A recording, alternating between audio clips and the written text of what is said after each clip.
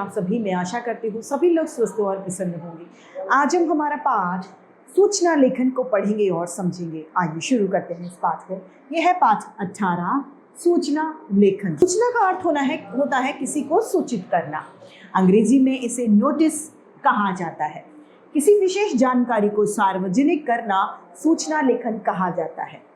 सूचना लिखते समय कुछ बातों का ध्यान रखना चाहिए, जैसे कि सूचना किसे देनी है, क्या सूचना देनी है, सूचना जिस बारे में हो उसकी समय सीमा, सूचना लेखन कम से कम शब्दों में हो और उसकी भाषा सरल और सार्थक होनी चाहिए।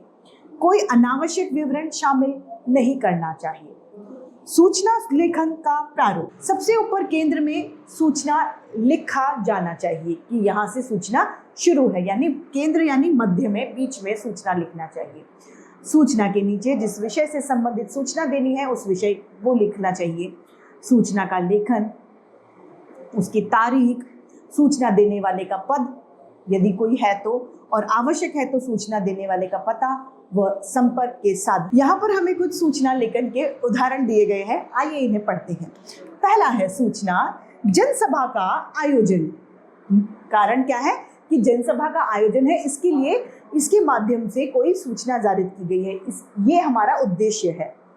सभी ग्रामवासियों को सूचित किया जाता है कि 14 जनवरी 2025 को प्रातः 11 बजे विजयपुर ग्राम पंचायत भवन में स्वच्छता अभियान पर एक जनसभा का आयोजन किया जा रहा है। जनसभा यानी लोगों की सभा। सभी ग्रामीणवासी इस सभा में अधिक से अधिक यानी ज्यादा से ज्यादा संख्या में भाग लें और अपने सुझाव प्रस्तुत करें।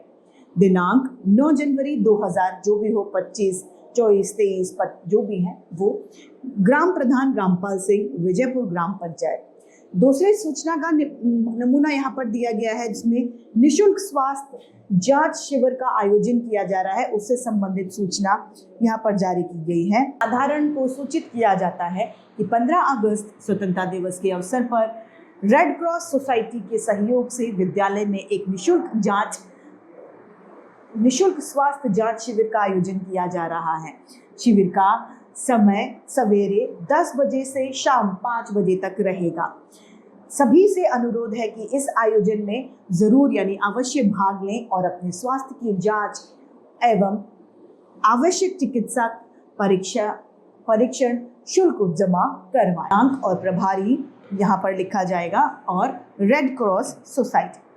तीसरा उदाहरण यहाँ पर दिया है, विद्यालय में काव्य पाठ का आयोजन किया जा रहा है, उससे संबंधित सूचना है।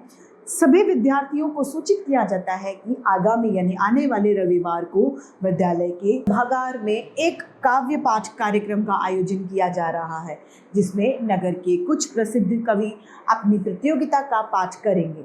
इस अवसर पर सभी विद्यार्थियों की उपस्थिति अनिवार्य यानी जरूरी होगी। दिनांक जो दी गई है वो 30 जुलाई, समय प्रातः 10 बजे, स्थान विद्यालय सभागार, विद्यालय में जहाँ सभा होती है वहाँ पर। विषय है काव्य पाठ। तारीख जो भी यहाँ पर दी जाती है वो हमें लिखनी है। दिनांक, निवेदक है अमित कुमार और हिंदी विभाग से ये संबंधित है।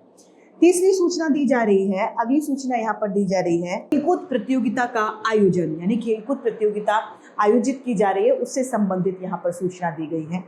सभी विद्यार्थियों को सूचित किया जाता है कि विद्यालय की वार्षिक खेलकूद प्रतियोगिता का आयोजन 20 जनवरी 2000 जो भी समय दिया जाता है सन उसमें किया जा रहा है, से प्रातः 8 बजे से विद्यालय के खेल मैदान में किया जा रहा है। इसके अंतर्गत सभी विद्यालय निम्नलिखित यानी इन खेलों में प्रतियोगिता में भाग ले सकते हैं।